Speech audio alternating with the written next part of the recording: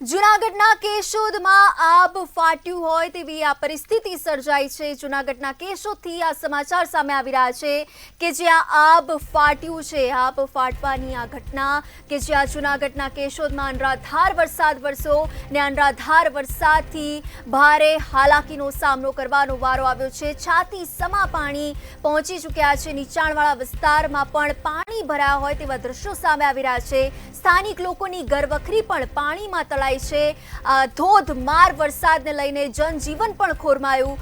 સ્થાનિક તરવૈયાઓ તેમજ ફસાયેલા લોકોને એવો સ્થાનિક જગ્યાએ સુરક્ષિત જગ્યાએ ખસેડવામાં આવ્યા। ઘૂંટણ સમા તેમજ છાતી સમા પાણી પહોંચી ચૂક્યા છે। નીચાણવાળા અનેક વિસ્તારોમાં આ પાણી ભરાવો થયો છે। ધોધમાર વરસાદને લઈને સ્થાનિક લોકોને મુશ્કેલી ભોગવવાનો આ વારો આવ્યો છે। છાતી સમા પાણી આવી ચૂક્યા છે। અનેક વિસ્તારોમાં આ પાણી ભરાયા હોય તેવા દ્રશ્યો પણ સામે આવી રહ્યા છે, જેને લઈને સ્થાનિક લોકોના જનજીવન ખોરવાયું છે। છાતી સમા પાણીમાં મંતવ્ય ન્યૂઝ પહોંચ્યું છે।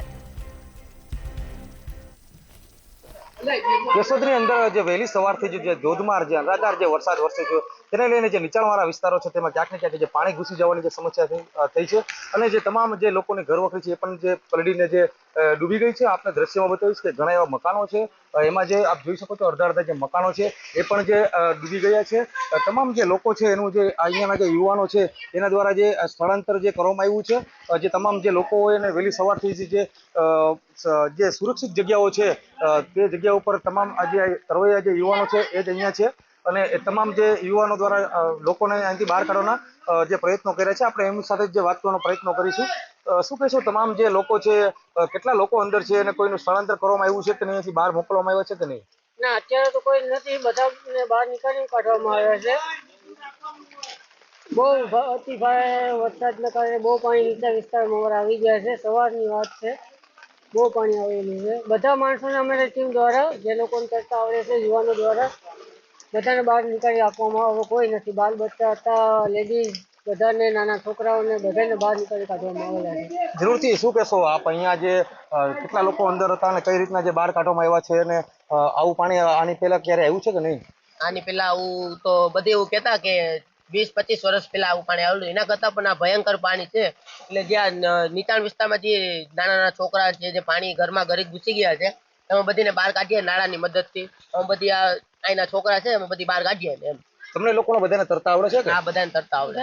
જરૂરથી જોયું તો જે તરવૈયા જે યુવાનો છે એના દ્વારા જે બહાર કાઢવામાં જે આવ્યા છે, અહીંયા જે યુવાનો છે એમને હજી વાત કરવાનો પ્રયત્ન કરી। શું કહેશો, જે કેટલા લોકોને બહાર કાઢવામાં આવ્યા છે, કેટલા લોકો છે? એ 15 થી 20 જણાને બહાર કાઢવામાં આવેલા છે। મોટા રિસ્તા છે ને, મોટા રિસ્તા એમાં મોકલી દેવામાં આવ્યા છે। છોકરાઓ નાના હતા, 10 જણા જેવું હતું।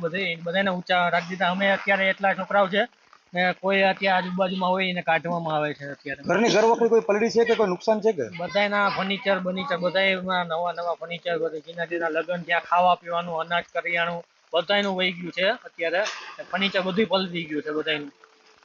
જરૂરથી જોયું તો આ તમામ જે યુવાનો છે એના દ્વારા જે આ તમામ જે લોકોને સુરક્ષિત જગ્યા ઉપર હાલ તો જે મોકલી દેવામાં આવ્યા છે અને તમામ જે ઘરવખરી છે એ પલળી ગઈ છે અને તમામ જે વસ્તુઓ છે એ પણ ક્યાંક ને ક્યાંક પાણીમાં ડૂબી ગઈ છે।